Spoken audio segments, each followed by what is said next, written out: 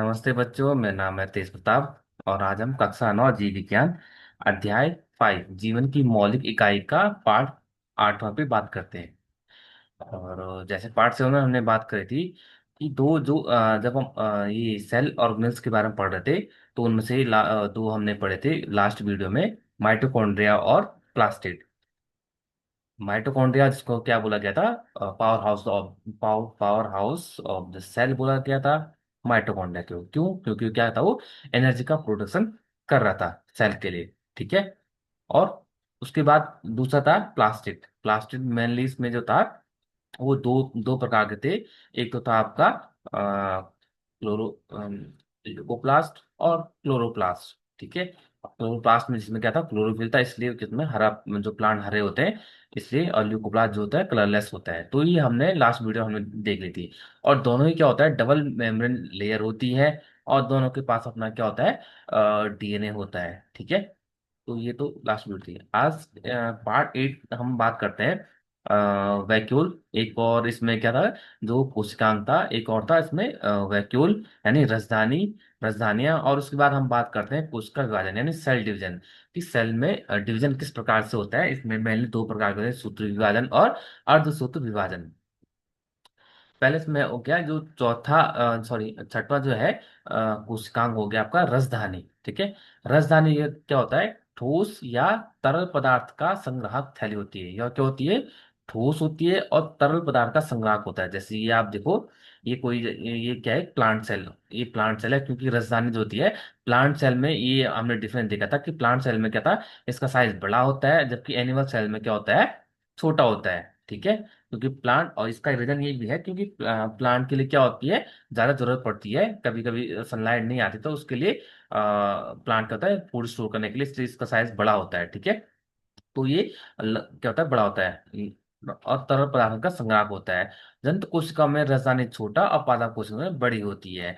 और कुछ पौधों की कोशिकाओं की केंद्रीय रसधानी की माप जो होता है वो 50 से 90 तक होता है। ठीक है। यानी इतना जो सेल का साइज के अकॉर्डिंग क्या होता है, 90% इसी का ही भाग होता है। ठीक है। तो ये हो गया। और पादप कोशिका की राजधानी में कोशिका द्रव्य भरा होता है। और इस जो ये क्या है आपका राजधानी है, इसमें क्या भरा आता है, कोशिका द्रव्य भरा रहता है। और ये कोशिकाओं को स्फीति यानी टर्जिडिटी टर्जिडिटी और कठोरता प्रदान करता है। ठीक है। यानी रिजिडिटी। तो ये क्या करता है, कोशिका क्या, टर्जिडिटी और कठोरता यानी रिजिडिटी प्रदान करता है। ठीक है। कठोरता यानी उसको क्या है, उसको स्टेबल बनाता है। और टर्जिडिटी क्या होती है, उसको जो कभी कभी क्या होता है, सेल के अंदर ज्यादा अगर पानी में चले जाता है तो वो क्या करता है, उसको फटने से बचाती है। ठीक है। तो ये हो गया। तो ये आपका मैंने अभी बता दिया, ये राजधानी हो गया। ठीक है। इसका साइज बड़ा होता है और इसमें क्या होता है, इसमें उसका द्रव्य ज्यादा भरा होता है। और जिसके आउटर लेयर को क्या बोलता है, टोनोप्लास्ट बोलते हैं। ये आपका राजधानी, इसमें क्या होता है, उसका द्रव्य भरा होता है। और इसमें बहुत सारे, इसमें क्या होते हैं, ये सब चीजें होते हैं इसमें। ठीक है। पिगमेंट्स हो गया, सेंट्रोवैक्यूल लाइसोम हो गया, ये सारा होता है। पौधों के लिए आवश्यक बहुत से पदार्थ रसदाने में होते हैं। ठीक है। तो पौधों के लिए जो भी आवश्यक, जैसे आपको क्या हो गया, अमाइनो एसिड हो गया, शर्करा हो गया, कार्बनिक अम्ल हो गया, तथा प्रोटीन, तो ये सब क्या होता है, प्लांट के लिए रिक्वायरमेंट होती है। तो ये सब कहाँ स्टोर होता है, ये वैक्यूल में। तो वैक्यूल का काम क्या करता है, वो स्टोरेज का काम भी करता है। ठीक है। तो वहाँ ये सब क्या होता है, ये विभिन्न प्रकार के जो और ये क्या होता है, क्या हो गए, विभिन्न प्रकार के जो ये पदार्थ हो गए, ये उसमें विद्वान होते हैं।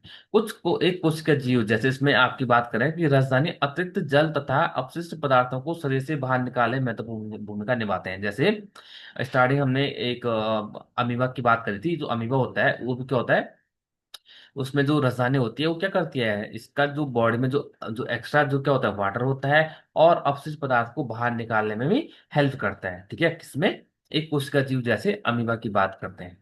तो ये हो गया। प्रत्येक कोशिका की अपनी एक संरचना होती है। ठीक है। जिसके द्वारा वे अपने डिफरेंट डिफरेंट कार्य करते हैं। ये तो अब तक हमने ये सारे ऑर्गेन्स, हमने अभी छह, जो टोटल छह थे, ये हमने पढ़ लिए हैं। ठीक है। फिर अब हम बात करते हैं कि जिसके द्वारा विशिष्ट कार्य जैसे श्वसन हो गया, पोषण, तो जो हमारे सेल है ये सब क्या होते हैं, स्पेसिफिक होते हैं। और क्यों होते हैं, क्योंकि सब काम क्या होते हैं, सबका साइज अलग है, साइज यानी उसका बनावटी अलग है, ठीक है, उनका structure अलग है। और इस वजह से क्या होता है, उनका जो फंक्शन होता है वो भी अलग अलग है। जैसे कोई श्वसन के लिए हेल्प करता है, कोई पोषण के लिए, कोई अवशिष्ट पदार्थ को निकालने के लिए, ठीक है, और कोई प्रोटीन बनाने के लिए सहायक होते हैं, ठीक है, ये सभी। और और ऐसे उनकी झिल्ली तथा कोशिका की विशिष्ट संरचना के कारण है, ठीक है, तो उनकी लेयर हो गया या फिर उसमें क्या होता है, स्पेसिफिक प्रकार की संरचना होती है, ठीक है, ये हो गया। और तो इसीलिए कोशिका को सजीवों की एक मूलभूत संरचनात्मक इकाई कहते हैं, ठीक है। इसलिए जो सेल को क्या बोला जाता है, जो लिविंग यानी सजीवों की क्या बोला जाता है, मूलभूत संरचनात्मक इकाई बोला जाता है, ठीक है। क्योंकि क्या होती है, क्योंकि यही जो सेल से ही क्या होता है, सारी ऑर्गन्स हो गया, फिर आगे जाके और उससे क्या ऊपर उनका निर्माण होता है, ठीक है। तो मेनली क्या होता है, सेल जो होता है, जिससे क्या होता सेल जो उस सेल को ही, क्योंकि सेल से ही आप, मैंने आपको स्टार्टिंग में बताया था, सेल से ही क्या बनती है, टिश्यू बनती है, फिर अंगक हो गया यानी कोशिकांग हो गया, फिर उसके बाद ऑर्गन ऑर्गन वो क्या होता है, ऑर्गन्स बनते हैं, ठीक है, फिर आपका कंप्लीट ऑर्गन बनता है। तो ये इसी को क्या बोला जाता है, मूल संरचनात्मक इकाई बोला जाता है, ठीक है। और यह जीवन की एक मूलभूत क्रियात्मक इकाई भी है, ठीक है। तो संरचना भी इसमें स्पेसिफिक होती है, और इसकी मूलभूत क्रियात्मक और जो फंक्शन होता है वो भी स्पेसिफिक होते हैं, ठीक है। तो सेल को क्या क्या बोला जाता है, मूलभूत क्या होती है इसकी संरचनात्मक इकाई, और क्रियात्मक इकाई कौन है, हमारे बॉडी की सेल है, ठीक है, ये हो गया। तो अब हम बात करते हैं कोशिका विभाजन यानी सेल डिवीजन। सेल डिवीजन यानी सेल का क्या होना, डिवीजन होना, ठीक है। जीवधारियों में ग्रो हेतु यानी ग्रो हेतु नई कोशिका बनती है, ठीक है। यानी जब जो जो भी जीवधारी होते हैं, तो जब क्या होगा, खाना पीना खाएंगे तो क्या होगा, उनमें भी क्या होगा, धीरे धीरे जब हम छोटे होते हैं तो धीरे धीरे हमारा साइज बड़ा होता है, साइज बड़ा होता है तो क्या होता है, वो क्यों होता है, क्योंकि हमारी जो सेल होती है वो डिवाइड करती रहती है, ठीक है। यानी कोशिका में विभाजन क्या होता है, होता रहता है, जिससे क्या होती है, नई नई सेल्स बनती है, ठीक है। और जिससे पुरानी यानी मृत एवं क्षतिग्रस्त कोशिकाओं का प्रतिस्थापन और प्रजनन हेतु युग्मक बनते हैं, ठीक है। तो जिससे क्या होता है, इससे क्या होता है, सेल अगर विभाजन होते रहे तो जो पुरानी सेल्स हैं वो जब मर जाएंगे तो क्या होगा, फिर तो नई सेल तो बननी पड़ेगी।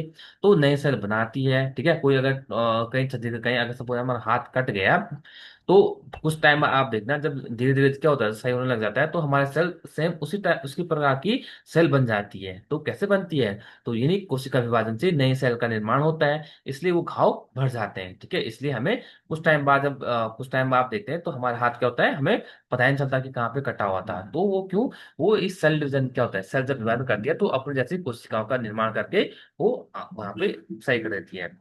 और कुछ, एक तो गैस में प्रतिस्था क्या करे, उसमें क्या नई कोशिका बनाती है। दूसरा प्रजनन हेतु युग्मक, जो प्रजनन के लिए जो युग्मक बनते हैं, मेल और फीमेल के गैमेट्स होते हैं, उनका निर्माण भी सेल डिवीजन के थ्रू होता है, ठीक है। नई कोशिकाओं के बनने की प्रक्रिया को कोशिका विभाजन कहते हैं। अब कोशिका विभाजन किसे कहते हैं, नई सेल्स का निर्माण, जब कुछ नई सेल्स का जब क्या होता है, बनने की जो प्रक्रिया होती है उसे क्या बोला जाता है, उसी को कोशिका विभाजन कहते हैं। अब यह मुख्यतः क्या होती है, दो प्रकार की होती है। एक तो होगा आपका सूत्र विभाजन, दूसरा हो गया आपका अर्धसूत्र विभाजन, ठीक है। सूत्र विभाजन क्या होता है, कोशिका विभाजन जिसके क्या होता है, अधिकतर कोशिकाएं वृद्धि हेतु विभाजित होती हैं, ठीक है, उन्हें बोलते हैं सूत्र विभाजन, यानी माइटोसिस इंग्लिश में बोलते हैं इसको। यानी सूत्र विभाजन, इसमें क्या होता है, सेल अगर क्या होती है, सेल डिवाइड हो रही है किसके लिए, ग्रोथ के लिए यानी वृद्धि, यानी वृद्धि के लिए अगर कोशिका विभाजन होता है तो उसी को क्या बोलता है, उसको सूत्र विभाजन बोलता है, ठीक है। और अर्धसूत्र विभाजन किसमें होता है, जब प्रजनन हेतु युग्मक का निर्माण होता है तो वहां क्या होता है, अर्धसूत्र विभाजन हम बात करते हैं उसमें, ठीक है।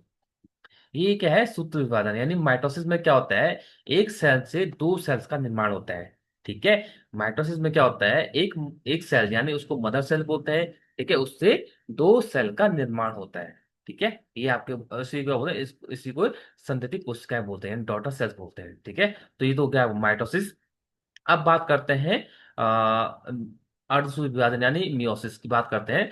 इस प्रक्रिया में प्रत्येक कोशिका, जिसे मात्र कोशिका कहते हैं, विभाजन होकर दो समरूप संतति, ये हमने बात कर दी कि जब एक क्या होती है, जो सूत्र विभाजन होता है उसमें क्या होता है, उसमें जब सेल डिवीजन होता है तो उसमें दो संतति में क्या होता है, डिवाइड होता है, ठीक है। और जो संतरी कोशिकाओं में जो गुणसूत्रों की संख्या होती है वो भी क्या होती है, लगभग वो भी क्या होती है, मात्र कोशिका के समान होती है। यानी जितने आप जितने मदर्स में थे उतने ही बच्चों में ही क्या होते हैं, गुणसूत्र की संख्या होती है। ठीक है।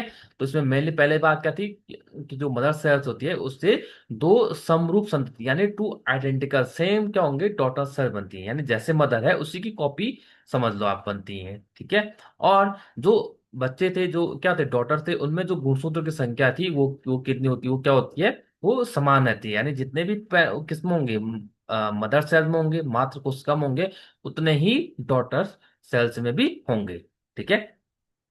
और यह जीवों में वृद्धि एवं उत्तक के मरम्मत में सहायक सहायक करती है। अब यह जीवों के, ठीक है, जो भी लिविंग ऑर्गन है उनमें वृद्धि और उत्तक की मरम्मत के लिए सहायक करती है। ठीक है। या तो क्या होंगे, या ये भी क्या करेंगे, या तो ग्रो जब क्या होता है सेल जब हम जब छोटे से बड़े बनते हैं तो कैसे, तो इन्हीं सेल डिवीजन से यानी वृद्धि होती रहती है। ठीक है। नए नए सेल बनते रहते हैं, जिससे क्या होती है, उनमें ग्रोथ होती है। और उत्तकों की मरम्मत यानी कहीं डैमेज, जो मैंने बताया था, कहीं अगर हमारा हाथ कट गया, ठीक है, तो वहां पे क्या होता है, दोबारा से वो हीलिंग हो जाती है। ठीक है। वो कैसे, ये सेल क्या डिवाइड होकर डिवाइड क्या होता है, सेल बनाते रहते हैं, और जिससे क्या होती है वहां पे उसी टाइप की सेल बन जाती है। ठीक है।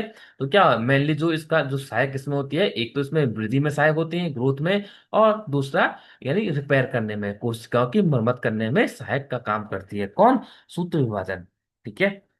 तो ये आपने देख लिया कि सूत्र विभाजन जो ये क्या था, एक मात्र सेल से दो, सॉरी, जो ये मात्र सेल होती है इससे एक सेल से दो में डिवाइड होती है। और जितने भी गुणसूत्र इसमें थे सेम इसमें भी, इनमें भी होते हैं, दोनों में ही। और जैसे इसकी संरचना है वैसे ही ये बनते हैं। ठीक है। तो ये हो गया। अब हम बात करते हैं जो दूसरी सेल्स है, जो निषेचन के पश्चात संतति निर्माण करती है। यह एक अलग प्रकार का विभाजन है जिसे अर्धसूत्र विभाजन कहते हैं। ठीक है। अब हम बात करते हैं अर्धसूत्र विभाजन की बात, यानी अर्धसूत्र। ठीक है। अर्ध मीन्स आधा, आधा हो जाता है इसमें। इसमें क्रमशः दो विभाजन होते हैं। इसमें क्या होते हैं, मेनली दो दो विभाजन होते हैं। ठीक है। जब कोशिका अर्धसूत्र द्वारा विभाजित होती है तो इससे दो की जगह चार नई कोशिका बनती है। ठीक है। अब अर्धसूत्र विभाजन में क्या होता है, जब सेल क्या होती है, डिवाइड होती है, तो वो दो की जगह कितनी कोशिका बनती है, चार कोशिकाएं बनती है। कितनी बनती है, चार कोशिकाएं बनती है। और जिनमें गुणसूत्र की संख्या क्या होती है, आधी होती है। अब चार सेल बनती है तो उसमें क्या होती है, गुणसूत्र की संख्या आधी हो जाती है। जैसे इसमें आप डायग्राम में देखो, जो अर्धसूत्र विभाजन की बात करें, जो मात्र कोशिका थी, ठीक है, जो मदर सेल थी, उससे पहले दो दो में डिवाइड होगा। ठीक है। फिर ये दोनों अपने क्या होंगे, फिर ये खुद ही क्या होंगे, दो में डिवाइड होंगे। ठीक है। तो इस अर्धसूत्र विभाजन में क्या होता है, एक सेल से यानी एक मदर सेल से चार कोशिका, संतति कोशिका निर्माण होता है। कितने, चार संतति कोशिका निर्माण होता है। और इनमें जितने इसमें गुणसूत्र की संख्या होती है, और इसमें क्या हो जाती है, उनकी आधी हो जाती है। ठीक है। जैसे इसमें जो गुणसूत्र होंगे वो क्या होगा, आधे से इसमें 46 होंगे, तो इससे क्या हो जाए, आधी हो जाएंगे, नहीं 23 हो जाएंगे। ठीक है। तो गुणसूत्र की संख्या कितनी हो जाती है, आधी हो जाती है। ठीक है। गुणसूत्र की संख्या क्या हो जाती है, आधी हो जाती है। और एक सेल से चार कोशिका का निर्माण होता है। जबकि समसूत्र विभाजन हमने क्या देखा था, एक सेल से दो सेल का निर्माण होता है। और अर्धसूत्र विभाजन में क्या होता है, एक सेल से चार सेल्स का निर्माण होता है। ठीक है। और इसमें गुणसूत्र की संख्या कितनी होती है, आधी हो जाती है। जबकि असुर ज्ञान क्या था, ऐसा था, उसमें क्या होते हैं, उतने ही होते हैं, तो इसमें क्या होती है, आधी हो जाती है। ठीक है। ये हो गया। अब इसमें एक क्वेश्चन है, संतति कोशिकाओं में गुणसूत्र की संख्या क्यों आधी हो जाती है। तो आधी क्यों जाती है, क्योंकि इसमें क्या होती है, दो बार क्या होता है इसमें, इसमें यहाँ पे लिखा हुआ है ना कि इसमें क्या होती है, दो की जगह चार कोशिकाएं बनती है, यानी इसमें दो बार विभाजन होता है। ठीक है। तो दो बार विभाजन विभाजन होने से क्या हो जाता है, जो इसमें गुणसूत्र की संख्या थी वो आधी हो जाती है। ठीक है। और ये क्या, ये जरूरी भी है। ठीक है। और गुणसूत्र आधी हो जाती है। ठीक।